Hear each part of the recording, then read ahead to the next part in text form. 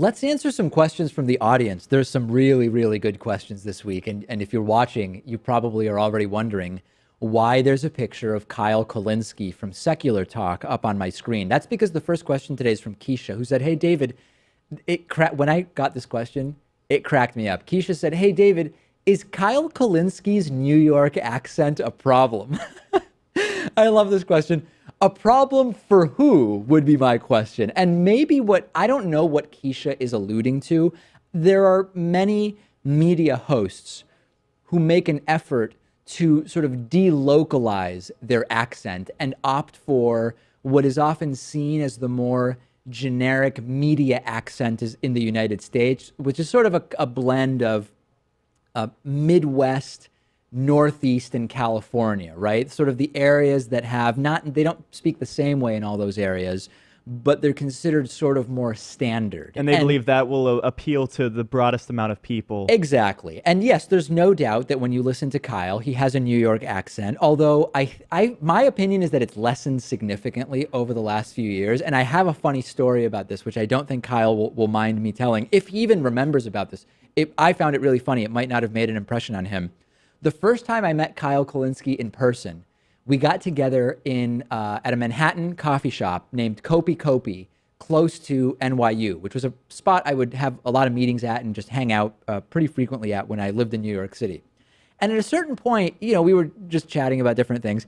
And I said something to him like, "Hey, do you actively try to not speak with a New York accent on your show?"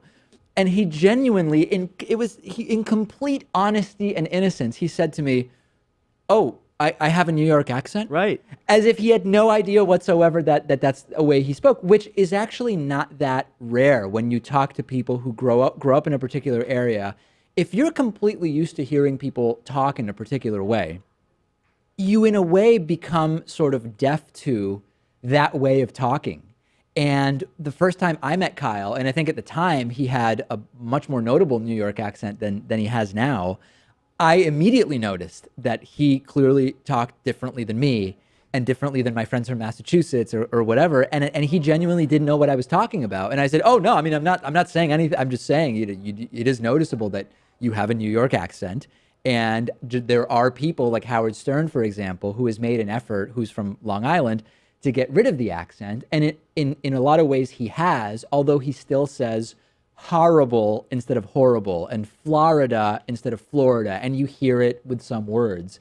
And I don't know if this is even that big of a thing anymore. Increasingly, when you have sort of a global or national media landscape, people's accents tend to become sort of more average in every way. I mean, I think just the way that Kyle isn't polished in the same way that someone on more traditional platforms of news would come across as someone who's gone through training to get rid of their accents, that makes him look more genuine, and I think that's what appeals to more people. Hard to say that Kyle is not genuine in what he says. So I love the question from Keisha. To answer the original question, is Kyle Kulinski's New York accent a problem?